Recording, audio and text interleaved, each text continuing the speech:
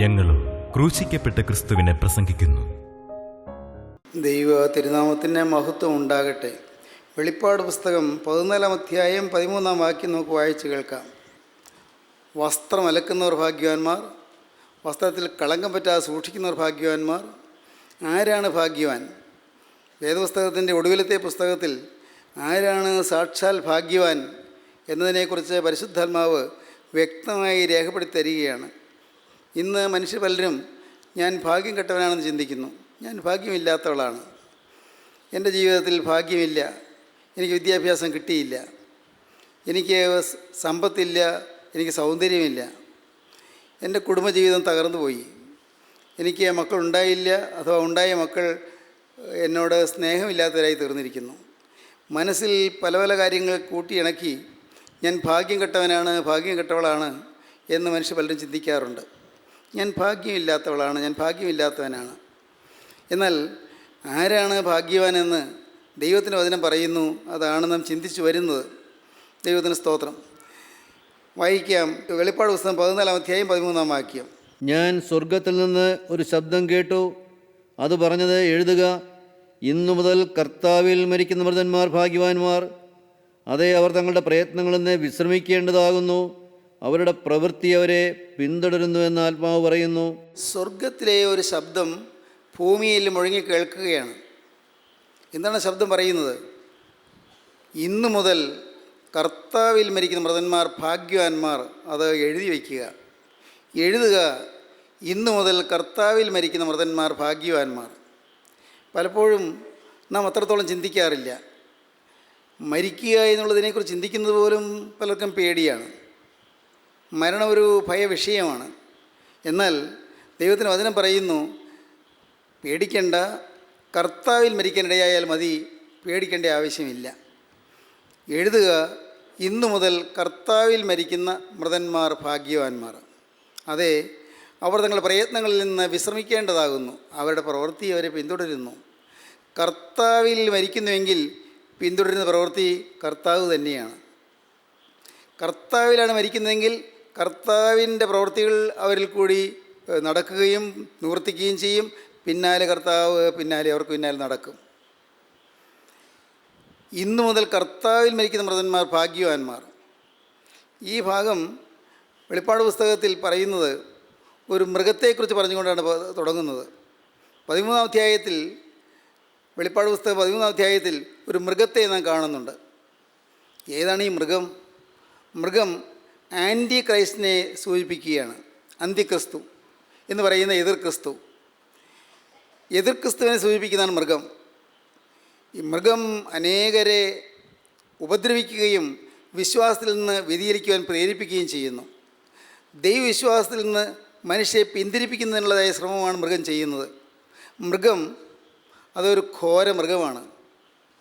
മനുഷ്യനെ ഹിംസിക്കുന്ന മൃഗമാണ്, മനുഷ്യനെ നശിപ്പിക്കുന്ന മൃഗമാണ്, മനുഷ്യൻ്റെ ആത്മാവിനെ നശിപ്പിക്കുന്ന മൃഗമാണ്, ആത്മാവിനെ മുടിച്ചു കളയുന്ന മൃഗമാണ്, മനുഷ്യനെ നിത്യജീവനിൽ നിന്ന് അകറ്റിക്കളയുന്ന മൃഗമാണ് എതിർ ക്രിസ്തു.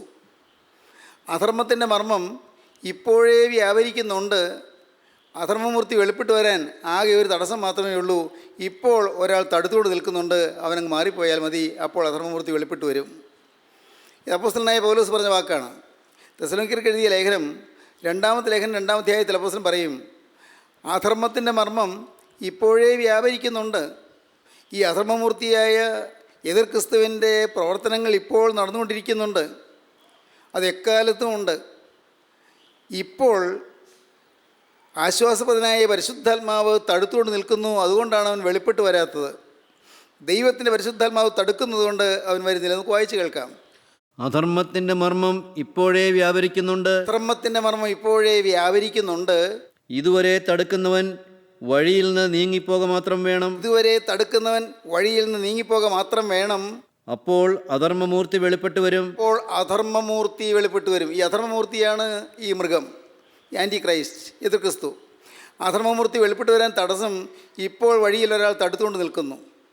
പ്രിയപ്പെട്ടവരെ, നാം എല്ലാം ഇന്ന് ഇത്രയ്ക്കെങ്കിലും വിശ്വാസമുള്ളവരായി നിൽക്കുന്നതിന് കാരണം പരിശുദ്ധാത്മാവ് അധർമ്മമൂർത്തിയെ തടുത്തുകൊണ്ട് നിൽക്കുന്നതുകൊണ്ടാണ്.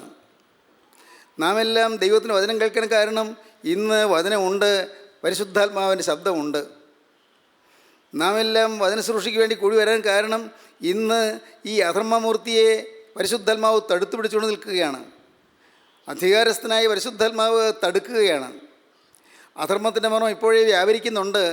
എന്നാൽ ഇതുവരെ തടുക്കുന്നവൻ വഴിയിൽ നിന്ന് നീങ്ങിപ്പോക മാത്രം വേണം. അപ്പോൾ അധർമ്മമൂർത്തി വെളിപ്പെട്ടു വരും. അടുത്ത വാക്യം. അവനെ കർത്താവായ യേശു തൻ്റെ വായിലെ ശ്വാസത്താൽ ഒടുക്കി തൻ്റെ പ്രത്യക്ഷതയുടെ പ്രഭാവത്താൽ നശിപ്പിക്കും. കർത്താവായ യേശു തൻ്റെ വായിലെ ശ്വാസത്താൽ ഈ എതിർ ക്രിസ്തുവിനെ ഒടുക്കി തൻ്റെ പ്രത്യക്ഷതയുടെ പ്രഭാവത്താൽ അവൻ നശിപ്പിക്കും. തൻ്റെ രണ്ടാമത്തെ വരവിലെ പ്രത്യക്ഷതയുടെ പ്രഭാവത്താൽ. ദൈവത്തിന് സ്തോത്രം. കർത്താവായ യേശുവിൻ്റെ രണ്ടാമത്തെ വരവിലെ തൻ്റെ പ്രത്യക്ഷതയുടെ പ്രഭാവത്താൽ യേശു ക്രിസ്തുവിനെ നശിപ്പിക്കും. എന്നാൽ അവന് വരുന്ന നാശത്തെക്കുറിച്ച് അവൻ ചിന്തയില്ല. അവന് വരാൻ പോകുന്ന നാശത്തെക്കുറിച്ച് അവന് വിചാരമില്ല. അവൻ മനുഷ്യനെ നശിപ്പിക്കുകയാണ്. എന്താണ് അതിന് കാരണം? ആദ്യകാലം മുതൽ മനുഷ്യനെ നശിപ്പിക്കുന്നതിന് അവനെ പ്രേരിപ്പിക്കുന്ന കാരണം നിത്യനായ ദൈവത്തോടുള്ള മത്സരമാണ്. ദൈവത്തിൻ്റെ ഏറ്റവും മനോഹര സൃഷ്ടിയാണ് മനുഷ്യൻ. ദൈവത്തിൻ്റെ ഏറ്റവും സുന്ദര സൃഷ്ടിയാണ് മനുഷ്യൻ. വിശേഷ ബുദ്ധിയുള്ള മനുഷ്യനെ ദൈവം സൃഷ്ടിച്ചാക്കി. ദൈവം തൻ്റെ സ്വരൂപത്തിലും സാദൃശ്യത്തിലും മനുഷ്യനെ സൃഷ്ടിച്ചാക്കി. ഈ മനുഷ്യനെ നശിപ്പിക്കുമ്പോൾ ദൈവത്തിൻ്റെ ഉള്ളം നോവും, ദൈവത്തിൻ്റെ ഹൃദയം പിടയും. നിത്യനായ ദൈവത്തിൻ്റെ സ്നേഹം തൻ്റെ സൃഷ്ടിയായ മനുഷ്യന് കേടുവരുമ്പോൾ പിടയും. ആ ദൈവത്തിൻ്റെ സ്നേഹത്തിന് വേദന ഏൽക്കുന്നതാണ് പിശാചിന് സന്തോഷം. അതുകൊണ്ടാണ് ദൈവത്തിൻ്റെ മോഹന സൃഷ്ടിയായ വിശിഷ്ട സൃഷ്ടിയായ മനുഷ്യനെ നശിപ്പിക്കാൻ പിശാച് ഉദ്യമിക്കുന്നത്. പിശാചിനുണ്ട് തൃത്വം, നിങ്ങൾക്കറിയാമായിരിക്കും. സാത്താൻ എതിർ ക്രിസ്തു കള്ളപ്രവാചകൻ. ദൈവത്തിൻ്റെ തൃത്വമുണ്ട്, പിതാവ്, പുത്രൻ, പരിശുദ്ധാത്മാവ് എന്നതുപോലെ പിശാചിനുണ്ട് തൃത്വം. സാത്താൻ എതിർ ക്രിസ്തു കള്ളപ്രവാചകൻ. ഈ തൃത്വം, സാത്താന്യ തൃത്വം മനുഷ്യനെ ഹിംസിക്കാൻ ശ്രമിച്ചുകൊണ്ടിരിക്കുകയാണ്. മനുഷ്യനെ വഴിതെറ്റിക്കാൻ ശ്രമിച്ചുകൊണ്ടിരിക്കുകയാണ്. അവിശ്വാസ ചിന്തകൾ മനുഷ്യൻ്റെ ഹൃദയത്തിലേക്ക് തൊടുത്തുവിടുന്നു. അരുതായികൾ മനുഷ്യനെ ആക്രമിക്കാൻ മനുഷ്യൻ്റെ ഹൃദയത്തിലേക്ക് പകർത്തിവിടുന്നു. അശുദ്ധിയിലേക്കും തിന്മയിലേക്കും അസത്യത്തിലേക്കും മനുഷ്യൻ നയിച്ചുകൊണ്ട് പോകുന്നു. ഇതെല്ലാം ഈ അധർമ്മമൂർത്തിയുടെ പ്രവർത്തന പദ്ധതികളാണ്. മനുഷ്യനെ നശിപ്പിക്കുക, പാപത്തിൽ കുടുക്കുക, തിന്മയിൽ അവനെ വശീകരിച്ച് നിർത്തുക, തിന്മയുടെ പ്രാബല്യം കൊണ്ട് മനുഷ്യനെ സ്വാധീനിക്കുക, അവൻ്റെ ഭാവി മുടിച്ചു കളയുക. ദൈവം മനുഷ്യന് വേണ്ടി ഒരുക്കിയിരിക്കുന്നത് കണ്ണ് കണ്ടിട്ടില്ല, ചെവി കേട്ടിട്ടില്ല, ഒരു മനുഷ്യൻ്റെ ഹൃദയത്തിൽ നിരൂപിച്ചിട്ട് പോലുമില്ല. അത്രയും മഹത്തായ അനുഗ്രഹങ്ങളാണ് ദൈവം നമുക്ക് വച്ചിരിക്കുന്നത്. കണ്ണ് കാണാത്തതും ചെവി കേൾക്കാത്തതും ഒരു മനുഷ്യൻ നിരൂപിക്കാത്തതുമായ സ്വർഗീയ അനുഗ്രഹങ്ങളുടെ കലവറ നമുക്ക് വേണ്ടി തുറന്നു വച്ചിരിക്കുകയാണ്. എന്നാൽ അത് നാം അനുഭവിക്കാതിരിക്കുവാൻ പിശാച് നമ്മെ പാപത്തിലേക്ക് വലിച്ചഴിച്ചുകൊണ്ട് പോകുന്നു. തിന്മയിലേക്ക് അവൻ നമ്മെ ആകർഷിച്ചുകൊണ്ട് പോകുന്നു. അവിശ്വാസ ചിന്തകൾ നമ്മുടെ ഹൃദയത്തിലേക്ക് കൊണ്ടുവരുന്നു. മ്ലേച്ഛ വികാരങ്ങൾക്ക് നാം അടിമകളായിത്തീരുന്നു. മലിനമായ മോഹങ്ങൾക്ക് നാം വിധേയരായിത്തീരുന്നു. ദ്രവ്യാഗ്രഹത്തിൻ്റെ ഭീകരമായ ആ വശീകരണം കൊണ്ട് നാം നമ്മുടെ ആത്മാവ് നശിക്കുന്നത് അറിയാതിരിക്കുന്നു. നമ്മുടെ വ്യക്തിബന്ധങ്ങൾ ഉലയുന്നത് കൊണ്ടും സ്നേഹബന്ധം തകരുന്നതുകൊണ്ടും നാം പിശാചിന് ഇടം കൊടുത്തു പോകുന്നു. ഇങ്ങനെ സാത്താൻ നമ്മെ വശീകരിച്ചു കൊണ്ടിരിക്കുന്നു. അന്ന് ആദിമ മനുഷ്യൻ സാത്താൻ്റെ ആലോചനയ്ക്ക് വശമതനായി പാവത്തിൽ വീണതുപോലെ അന്നു മുതൽ ഇന്നയോളം മനുഷ്യനെ പ്രലോഭിപ്പിക്കുകയും മനുഷ്യൻ നശിപ്പിക്കുകയും ചെയ്യുന്ന പൈശാചികൻ്റെ ഉദ്യമങ്ങളിൽ നിന്നും പലയിടത്തും പലരിലും അരങ്ങേറിക്കൊണ്ടിരിക്കുന്നു. ദൈവത്തിന് സ്തോത്രം. സഹോദരങ്ങളെ, ഇതെന്ന് വാസ്തവമായി ഗ്രഹിക്കുമ്പോഴാണ് നാം നാം ജാഗ്രതയുള്ളവരായിത്തീരുന്നത്. നാം അലർട്ടായിരിക്കും, നാം ജാഗ്രതയുള്ളവരായിരിക്കും. എന്നെ നശിപ്പിക്കാൻ ഒരുത്തൻ പിറകെയുണ്ട്, എന്നെ വീഴിക്കാൻ ഒരുത്തൻ പിറകെയുണ്ട്, ഞാൻ എത്തേണ്ട സൗഭാഗ്യ സമ്പത്ത് നേടാതിരിക്കാൻ എൻ്റെ പിന്നാലെ ഒരുത്തൻ വരുന്നുണ്ട്, എന്നെ നശിപ്പിക്കുവാനും എൻ്റെ ഭാവി തകർത്ത് കളയുവാനും ഒരുവനിൽ നിന്ന് മാറാതെ നിൽക്കുന്നുണ്ട്. ഇത് നാം മനസ്സിലാക്കുമ്പോൾ നാം ജാഗ്രതയുള്ളവരായിത്തീരും. പലപ്പോഴും മനുഷ്യൻ ജാഗ്രതയുള്ളവനല്ല. ഈ മനുഷ്യൻ ഈ ഭൗതികമായ കാര്യങ്ങളിൽ മാത്രം ശ്രദ്ധ വെച്ച്, ഈ ഭൗതികമായ കാര്യങ്ങളിൽ മാത്രം ആശ വെച്ച്, ലോകത്തിൽ മാത്രം ലക്ഷ്യം വെച്ച് ജീവിക്കുന്നത് കൊണ്ട് അവനെ പിടികൂടാൻ പിശാചിന് എളുപ്പം സാധിക്കും. വശീകരണ വാക്കുകൾ കൊണ്ട് മനുഷ്യനെ പിശാച് വഞ്ചിക്കും. അന്ന് വശീകരണ വാക്കുകൊണ്ടാണ് സാത്താൻ ഹവ്വായെ വഞ്ചിച്ചത്. വശീകരണ വാക്കുകൾ, പ്രലോഭിപ്പിക്കുന്ന വാക്കുകൾ, നശിപ്പിക്കുന്ന വാക്കുകൾ, തിന്മയ്ക്ക് വേണ്ടി പ്രേരിപ്പിക്കുന്ന വാക്കുകൾ, നശീകരണ വാക്കുകൾ, പ്രലോഭിപ്പിക്കുന്ന വാക്കുകൾ കൊണ്ട് മനുഷ്യനെ വഞ്ചിച്ചു. ആ സാത്താൻ പറഞ്ഞത് ഹൗവ ശ്രദ്ധ വെച്ച് കേട്ടുപോയി. കഷ്ടം. അവൻ വന്നപ്പോൾ അവനെ ആദരിച്ച് തെറ്റിപ്പോയി, അവനെ സ്വീകരിച്ച് തെറ്റിപ്പോയി. ഇതെല്ലാം അപകടമായി പോയി. പക്ഷേ ഹൗവ അതൊന്നും അത്ര ചിന്തിച്ചില്ല. കാരണം വിവേകം തോൽക്കുകയായിരുന്നു, വികാരം ജയിക്കുകയായിരുന്നു. വിവേകം തോറ്റു, വികാരം ജയിച്ചു. ചിന്തിച്ചു നോക്കൂ, ഇതല്ലേ നമ്മിൽ പലർക്കും വരുന്നത്. നമുക്ക് വിവേകമില്ലാഞ്ഞിട്ടല്ല, നമ്മുടെ വിവേകം തോറ്റു പോകുന്നു.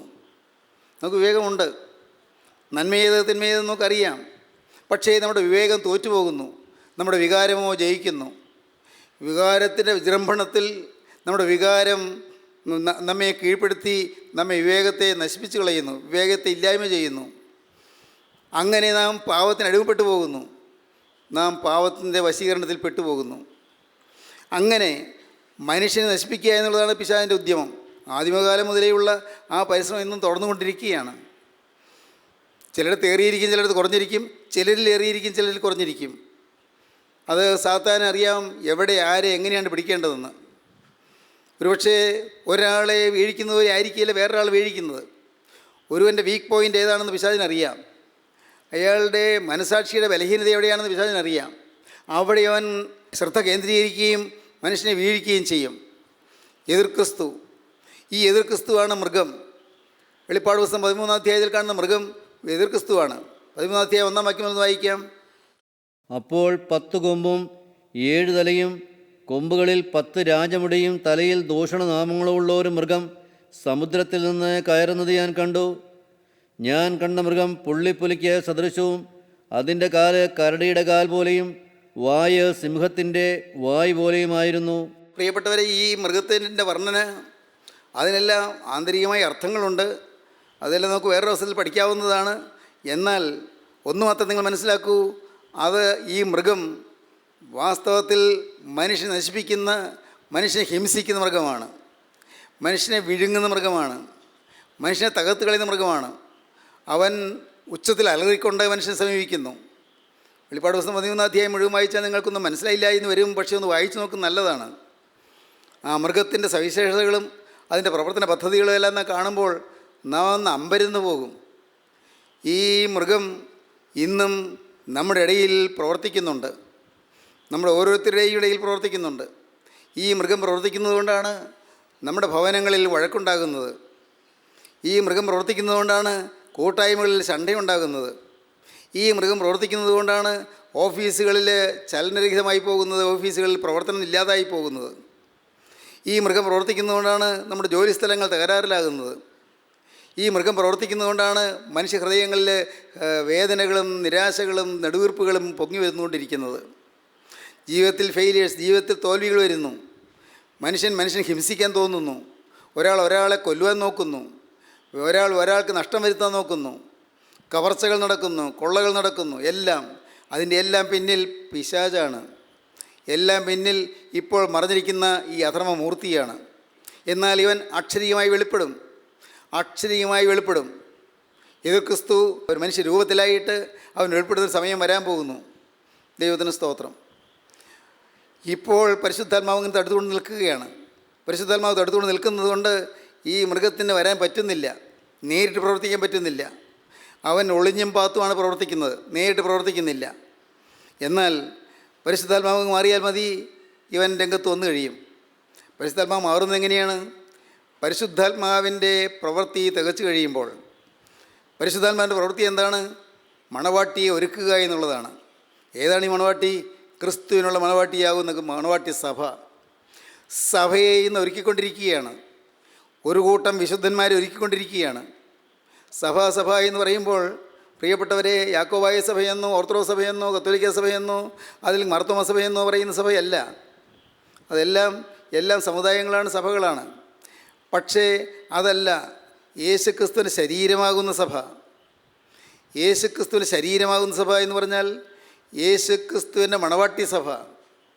പ്രിയപ്പെട്ടവരെ, ഒരു മണവാട്ടിയെ ഒരുക്കിക്കൊണ്ടിരിക്കുന്നു, ഒരു വിശുദ്ധ മണവാട്ടിയെ ഒരുക്കിക്കൊണ്ടിരിക്കുന്നു. ഈ മണവാട്ടി സഭയെ ഒരുക്കുന്ന കർത്തവ്യം ഏലിയാസാർ ചെയ്യുന്ന, പണ്ട് അബ്രഹാം പിതാവിൻ്റെ കാലത്ത് ഏലിയാസാർ ചെയ്തതുപോലുള്ളൊരു കാര്യമാണ്. ഏലിയാസാർ അബ്രഹാമിൻ്റെ മകനായ ഇസ്ഹാക്കിന് വേണ്ടി ഒരു മണവാട്ടിയെ കണ്ടുപിടിക്കുവാനും ഒരുക്കി കൊണ്ടുവരുവാനും വേണ്ടി പുറപ്പെട്ടു. അങ്ങ് ഹാരാൻ വരെയും യാത്ര ചെയ്തു. പലസ്തീനിൽ നിന്ന് ഹാരാൻ വരെയും പലസ്തീനിൽ നിന്ന് മെസപ്പൊട്ടോമിയൻ സമതലം വരെയും യാത്ര ചെയ്തു. അവിടം വരെ യാത്ര ചെയ്ത് ഇസ്ഹാക്കിന് വേണ്ടി ഒരു കന്യകയെ മണവാട്ടിയായി സ്വീകരിക്കുന്നതിന് വേണ്ടി ഏലിയാസാർ പുറപ്പെടുകയാണ്. ഏലിയാസാർ പുറപ്പെട്ടു. അവിടെ ചെന്നു. അവിടെ ഹാരാനിൽ ബെഥുവേലിൻ്റെ ഭവനത്തിലെത്തി. പക്ഷേ അത്ഭുതം, ഭവനത്തിലെത്തുന്നതിന് മുൻപ് തന്നെ മണവാട്ടിയെ കണ്ടു കഴിഞ്ഞു. അന്ന് റിബേക്ക ഒരു കൊച്ചു പെൺകുട്ടിയാണ്, യൗവനത്തിലേക്ക് കടക്കുന്നേ ഉള്ളൂ. അവൾ ആടുകളെ നോക്കുകയായിരുന്നു. ആടുകളെ നോക്കിക്കൊണ്ട് വന്ന് അവൾ ആടുകൾക്ക് വെള്ളം കൊടുക്കുകയായിരുന്നു.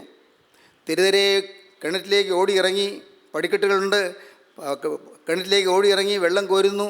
പെട്ടെന്ന് വെള്ളം എടുത്തുകൊണ്ട് വന്ന് ആടുകൾക്ക് കൊടുക്കുന്നു.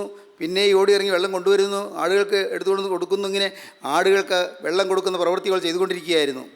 അപ്പോഴാണ് ഏലിയാസാർ അവിടെ വരുന്നത്. ഏലിയാസാർ അവളെ നോക്കിയപ്പോൾ ഏലിയാസാറിൻ്റെ ഉള്ളത്തിൽ തോന്നി, ഇവളായിരിക്കില്ലേ എൻ്റെ യജമാനൻ്റെ മകൻ്റെ ഭാര്യ.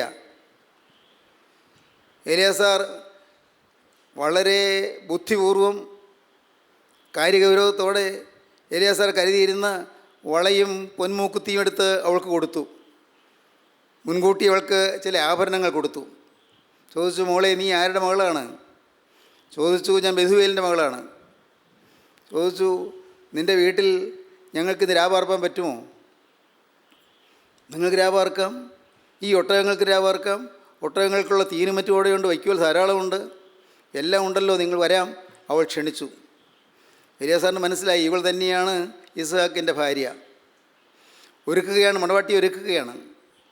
വീട്ടിൽ വന്നു, സംസാരിച്ചു, കാര്യങ്ങളെല്ലാം പറഞ്ഞു വന്നപ്പോൾ ഏലിയാസാർ പറഞ്ഞു, എൻ്റെ യജമാനായ അബ്രഹാമിന് ഒരു മകനുണ്ട്.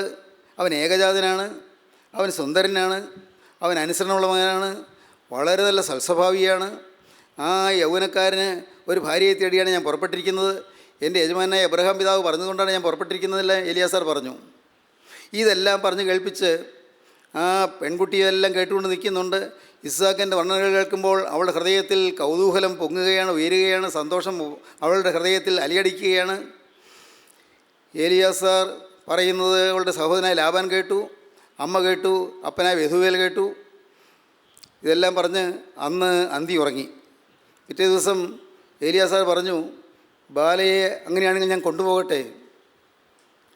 അമ്മ പറഞ്ഞു, അല്ല, ബാല ഒരു 10 ദിവസമെങ്കിലും താമസിക്കട്ടെ, ഒരു 10 ദിവസമെങ്കിലും. എങ്ങനെ അങ്ങനെ പെട്ടെന്ന് പറഞ്ഞു വിടുന്നത്?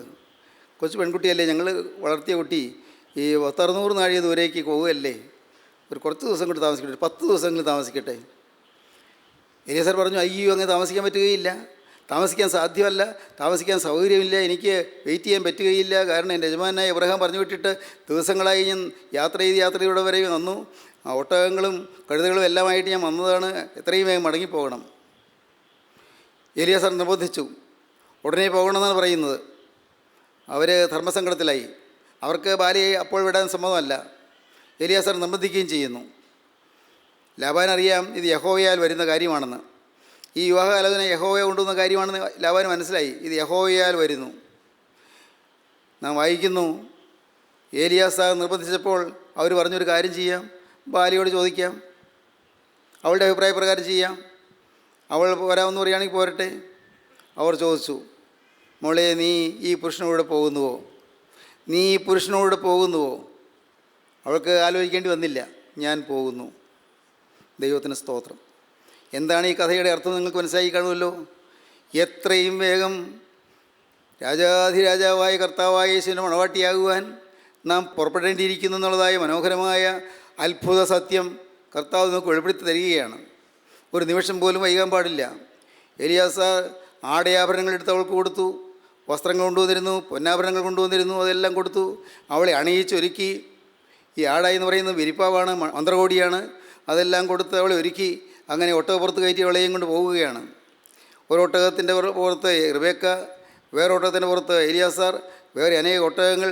ആ ഒട്ടകങ്ങളുടെ എല്ലാം പുറത്ത് വേലക്കാർ, ബാല്യക്കാർ യാത്ര പോവുകയാണ്. ദൈവത്തിന് സ്തോത്രം. പ്രിയപ്പെട്ടവരെ, നോക്കൂ, ജീവിതത്തിൽ ഒരു വലിയ കനത്ത തീരുമാനം നാം എടുത്തില്ല എന്ന് വരികിൽ നാം എതിർക്രിസ്തുവിൻ്റെ പിണിയാളുകളായി പോകും. വ്യക്തമായ തീരുമാനം, വൈകാൻ പാടില്ല. നീ പുരുഷനോട് പോകുന്നുവോ? ഞാൻ പോകുന്നു. അവൾ പറയുകയാണ്, ഞാൻ പോകുന്നു. ഇന്ന് ഇത് കേട്ടുകൊണ്ടിരിക്കുമ്പോൾ നിങ്ങളുടെ മനസ്സിലൊരു ചിന്ത വരണം. നൂറ്റാണ്ടുകൾക്ക് മുൻപ് അബ്രഹാം പിതാവിൻ്റെ മകനായ ഇസാക്കിന് വേണ്ടി മണവാട്ടിയായി പുറപ്പെട്ട റിബേക്കയെ പോലെ എന്നെ ദൈവം വിളിച്ചിരിക്കുന്നു ക്രിസ്തുവിൻ്റെ മണവാട്ടിയാകുവാൻ. എന്നാൽ നിർഭാഗ്യവശാൽ അനേകരിന്ന് എതിർ ക്രിസ്തുവിൻ്റെ മണവാട്ടിയാണ്. അനേകരിന്ന് സാത്താൻ്റെ മണവാട്ടിയാണ്. അനേകരിന്ന് സാത്താൻ്റെ പിണിയാളുകളാണ്. സാത്താൻ്റെ ചൊൽപ്പടിക്ക് നിൽക്കുന്നവരാണ്. അല്ലേ? അതുകൊണ്ടല്ലേ വഴക്കുണ്ടാകുന്നത്, അതുകൊണ്ടല്ലേ ദുര്യാഗ്രഹം ഉണ്ടാകുന്നത്, അതുകൊണ്ടല്ലേ അനർത്ഥങ്ങൾ നടക്കുന്നത്. ഇന്ന് അനേകരും പിശാചിൻ്റെ മണവാട്ടിയാണ്. നിങ്ങൾ ദയവായി ചിന്തിക്കൂ. നിങ്ങളുടെ ജീവിതത്തിൽ പാപമുണ്ടോ? നിങ്ങളുടെ ജീവിതത്തിൽ അസൂയയുണ്ടോ? നിങ്ങളുടെ ജീവിതത്തിൽ അത്യാഗ്രഹമുണ്ടോ? നിങ്ങളുടെ ജീവിതത്തിൽ മുൻവിധികളുണ്ടോ? നിങ്ങളുടെ ജീവിതത്തിൽ ഹൃദയശൂന്യത, സ്നേഹമില്ലായ്മയുണ്ടോ? ഹൃദയത്തിൽ ദീനതയാലുത്വമില്ലാതെ പോയിട്ടുണ്ടോ? എപ്പോഴെങ്കിലും ദുഃഖിക്കുന്നവരുടെ ദുഃഖത്തിൽ പങ്കുചേരാൻ സാധിക്കാതെ പോയിട്ടുണ്ടോ? നിങ്ങൾ ചിന്തിക്കൂ. യേശുക്രിസ്തുവിൻ്റെ മനസ്സ് നിങ്ങൾക്ക് കിട്ടുന്നുണ്ടോ? ഇല്ലെങ്കിൽ നിങ്ങൾ അന്ത്യക്രിസ്തുവിൻ്റെ മണവാട്ടിയാണ്. അന്ത്യക്രിസ്തുവിൻ്റെ മണവാട്ടി ഒരുങ്ങിക്കൊണ്ടിരിക്കുന്നു. സാക്ഷാൽ ക്രിസ്തുവിന് ഒരു മണവാട്ടി ഒരുങ്ങിക്കൊണ്ടിരിക്കുന്നു. ദൈവത്തിന് സ്തോത്രം. ദൈവത്തിൻ്റെ വലിയ നാമം മഹത്വപ്പെടട്ടെ. പ്രിയപ്പെട്ടവരെ, അന്ത്യക്രിസ്തുവിനെ ഒരു മണവാട്ടി ഒരുങ്ങുന്നു. കർത്താവായ യേശു ക്രിസ്തുവിന് മണവാട്ടി ഒരുങ്ങുന്നു. എതിർ ക്രിസ്തുവിന് വേണ്ടി ഒരുങ്ങുന്ന മണവാട്ടി സംഘത്തിലാണോ ഞാൻ? അതോ സാക്ഷാൽ ക്രിസ്തുവിൻ്റെ മണവാട്ടിയിൽ ആ മണവാട്ടി സഭയിലാണോ ഞാൻ? ദൈവത്തിന് സ്തോത്രം. എല്ലാ സമുദായങ്ങളിലും ക്രിസ്തുവിന് മണവാട്ടി ഒരുങ്ങിക്കൊണ്ടിരിക്കുന്നുണ്ട്. സമുദായം ഏതെന്നുള്ളതിന് പ്രസക്തിയില്ല. അതുകൊണ്ടാണ് ഞാൻ പ്രത്യേകിച്ച് പറയാറുള്ളത്, സഭ മാറണ്ട എന്ന്, സമുദായം മാറണ്ട എന്ന്. പ്രിയപ്പെട്ടവരെ, നിങ്ങൾ ശ്രദ്ധിച്ചു കേൾക്കൂ. എല്ലാ സമൂഹത്തിലും വിശുദ്ധ മണവാട്ടി ഒരുങ്ങിക്കൊണ്ടിരിക്കുന്നുണ്ട്. എല്ലാ സമൂഹത്തിലും, കത്തോലിക്ക സഭയിലും യാക്കോബായ സഭയിലും ഓർത്തഡോക്സ് സഭയിലും അതേ പെന്തിക്കോസ്ത് സഭയിലും ഏതെല്ലാം സഭകളുണ്ടോ എല്ലാ സഭകളിലും ഈ മണവാട്ടി സഭയായിട്ട് ഒരുങ്ങാം. ഓരോരുത്തർക്കും ഒരുങ്ങാം. പ്രിയപ്പെട്ടവരെ, അതിന് സഭ മാറേണ്ട ആവശ്യമില്ല. നിങ്ങളുടെ ഹൃദയം മാറ്റിത്തരും. ഇതുവരെയും സാത്താൻ്റെ അഭിമതത്തിന് വേണ്ടി നിന്നുപോയിരുന്ന നമ്മുടെ ജീവിതം ക്രിസ്തുവിന് വേണ്ടി വിട്ടുകൊടുക്കാൻ നമ്മൾ തയ്യാറാകുമെങ്കിൽ ഇന്ന് നമുക്ക് ഈ മഹാഭാഗ്യം ലഭിക്കും. ദൈവത്തിന് സ്തോത്രം. ഇന്ന് നമുക്ക് ഈ മഹാസന്തോഷം ലഭിക്കും. ക്രിസ്തുവിൻ്റെ മണവാട്ടിയാകുന്ന സന്തോഷം. ദൈവത്തിന് സ്തോത്രം. ക്രിസ്തുവിൻ്റെ മണവാട്ടി സഭയുടെ അംഗമാകുന്ന സന്തോഷം. ക്രിസ്തുവിൻ്റെ ആ കൈകളിൽ നിന്ന് ആടയാഭരണങ്ങൾ വാങ്ങി ധരിക്കുന്നതായ മഹാസന്തോഷം. സ്വർഗീയ തേജസ്സിൻ്റെ വസ്ത്രം ധരിച്ചുകൊണ്ട് സ്വർഗീയ മണവറയിലേക്ക് കയറുന്ന മഹാസന്തോഷം. ദൈവത്തിന് സ്തോത്രം. ഇന്നു മുതൽ കർത്താവിൽ മരിക്കുന്ന വ്രതന്മാർ ഭാഗ്യവാന്മാർ. ക്രിസ്തുവിൽ മരിച്ചാൽ ക്രിസ്തുവിൻ്റെ മണവാട്ടി സഭയുടെ അംഗമായി ക്രിസ്തുവിൻ്റെ മണവറയിലേക്ക് പ്രവേശിക്കാം. ദൈവത്തിന് സ്തോത്രം. പ്രിയപ്പെട്ടവരെ, നിങ്ങൾക്ക് എന്ത് മനസ്സിലായി ഇത്രയും പറഞ്ഞതുകൊണ്ട്? എന്ത് ഗ്രഹിക്കാൻ പറ്റി? നിങ്ങൾ ചിന്തിക്കൂ. ഞാൻ ഇന്ന് ക്രിസ്തുവിൻ്റെ മണവാട്ടിയാണോ? എന്നിൽ വിശുദ്ധിയാണോ ഉള്ളത്? യേശു ക്രിസ്തുവിൻ്റെ വിശുദ്ധി എൻ്റെ സ്വഭാവത്തിൽ നിറഞ്ഞു നിൽക്കുന്നുണ്ടോ? യേശു ക്രിസ്തുവിൻ്റെ മനോഭാവമാണോ എനിക്കുള്ളത്? യേശു ക്രിസ്തുവിൻ്റെ സ്നേഹമാണോ എൻ്റെ ഹൃദയത്തിലുള്ളത്? ഏവരെയും സ്നേഹിക്കുന്ന സ്നേഹം, എതിരാളികളെ പോലും സ്നേഹിക്കുന്ന സ്നേഹം, എതിർക്കുന്നവരെ പോലും സ്നേഹിക്കുന്ന സ്നേഹം, തന്നെ കുത്താൻ